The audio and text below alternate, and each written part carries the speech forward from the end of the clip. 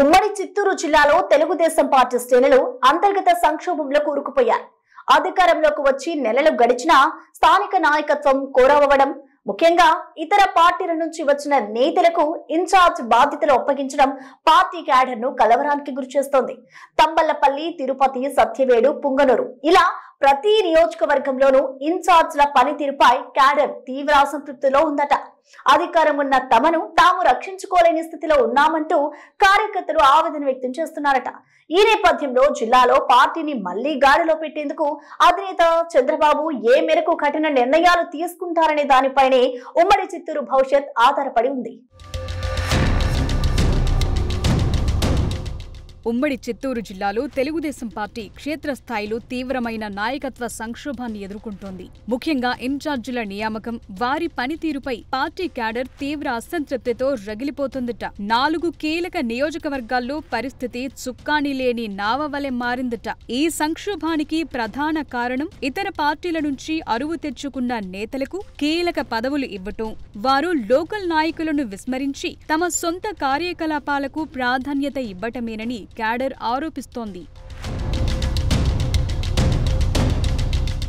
తంబళ్లపల్లి నియోజకవర్గంలో పరిస్థితి అత్యంత ప్రమాదకరంగా మారింది. గత ఎన్నికలకు ముందు వైసీపీ నుంచి టీడీపీలో చేరి టికెట్ పొందిన జయచంద్రారెడ్డి ఇటీవలే నకిలీ మద్యం వ్యవహారంలో చిక్కుకోవడంతో పార్టీ నుంచి సస్పెండ్ అయ్యారు. ఆయన పార్టీలో చేరిన సమయంలోనే స్థానిక క్యాడర్ తీవ్రంగా వ్యతిరేకించిన కడప జిల్లాకు చెందిన కొందరు నేతల సహకారంతో టికెట్ సంపాదించారట. గత 16 నెలలుగా ఆయన పార్టీ శ్రేణులను అనేక ఇబ్బందులకు గురిచేశారని ఆరోపణలు వెల్లువెత్తుతున్నాయి. ఈ నేపథ్యంలో ఇన్ఛార్జి నియామకం కంటే సమన్వయ కమిటీని ఏర్పాటు చేయాలని స్థానిక క్యాడర్ పట్టుబడుతోందట.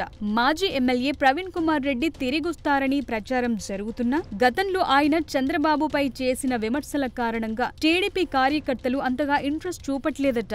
మరోవైపు శంకర్ యాదవ్, తెలుగు యువత నాయకుడు కట్ట దొరస్వామి నాయుడు ఇన్ఛార్జి పదవి కోసం ప్రయత్నాలు చేస్తుండగా క్యాడర్ మాత్రం ద్విసభ్య కమిటీ ఏర్పాటు చేసి స్థానిక సంస్థల ఎన్నికల్లో ముందుకు వెళ్లాలని కోరుకుంటోందట. తిరుపతి నియోజకవర్గంలో కూడా ఇదే విధమైన నాయకత్వ శూన్యత నెలకొని ఉందట. మాజీ ఎమ్మెల్యే సుగుణమ్మ ఇన్ఛార్జిగా ఉన్నప్పటికీ ఆమెకు సహకరించే నాయకత్వం లేకపోవడంతో ఆమె ప్రయత్నాలు ఫలించటం లేదు. చాలా మంది నాయకులు ఇన్ఛార్జి పదవి కోసం ప్రయత్నించి ఆశలు వదులుకుని సైలెంట్ అయ్యారు. ఇక్కడ జనసేన ఎమ్మెల్యే ఉండటం, అధిక సంఖ్యలో వైసీపీ నుంచి వచ్చిన కార్పొరేటర్లు జనసేన వైపు మొగ్గు చూపటం పార్టీని బలహీనపరుస్తోంది. దీనికి తోడు నగరపాలక సంస్థలో అవినీతి దందాలు పెరిగి పోవడంతో సామాన్య ప్రజలు అల్లాడుతున్నారు. ఫలితంగా టీడీపీ క్యాడర్ తీవ్రమైన మానసిక క్షోభకు లోనవుతోందట. ఈ పరిస్థితుల దృష్ట్యా క్యాడర్ త్రిసభ్య కమిటీని ఏర్పాటు చేయాలని డిమాండ్ చేస్తోందట.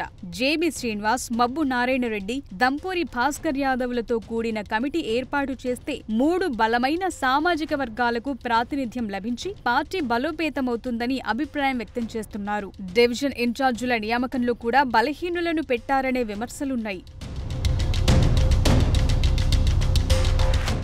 సత్యవేడులో పరిస్థితి మరింత విచిత్రంగా ఉంది. ఎన్నికల ముందు వైసీపీ నుంచి వచ్చి అందరి వ్యతిరేకత మధ్య విజయం సాధించిన సిట్టింగ్ ఎమ్మెల్యే ఆదిమూలం తరువాత జరిగిన పరిణామాలతో ఇరుక్కుపోయారు. ముఖ్యంగా గ్రావెల్ మాఫియా చేసిన కుట్ర, ఓ మహిళా టీడీపీ నాయకురాలితో ఆయన వీడియో బయటకు రావటం వంటి వాటితో పార్టీ నుంచి సస్పెండ్ అయ్యారు. ఆ తరువాత శ్రీపతి బాబును కన్వీనర్ గా నియమించినప్పటికీ అధిష్టానం ఆయన్ను తొలగించి కాంట్రాక్టర్ శంకర్ రెడ్డిని ప్రోగ్రాం కన్వీనర్ గా నియమించింది. ఆయనే ఇన్ఛార్జిగా చెప్పుకుంటున్నారు. శంకర్ రెడ్డి పార్టీలో చేరిన వెంటనే తమ సామాజిక వర్గాన్ని మొత్తం పార్టీలోకి చేర్చి వారికి అన్ని వ్యవహారాలు అప్పగించడంతో స్థానిక టీడీపీ క్యాడర్ తీవ్ర స్థాయిలో ఆగ్రహం వ్యక్తం చేస్తోంది. తాజాగా ఓ దేవాలయం ధర్మకర్తల నియామకంలో వివాదాస్పద మాజీ TTD board member Shekhar Reddy అనుచరుడికి అవకాశం కల్పించడం, అనేక కేసులున్న వ్యక్తిని చైర్మన్ గా నియమించడం మరింత వివాదాన్ని రేపింది. ఇక్కడ కూడా తంబళ్లపల్లి మాదిరిగానే భవిష్యత్తులో పార్టీకి నష్టం చేకూర్చవచ్చని క్యాడర్ ఆందోళన చెందుతోంది.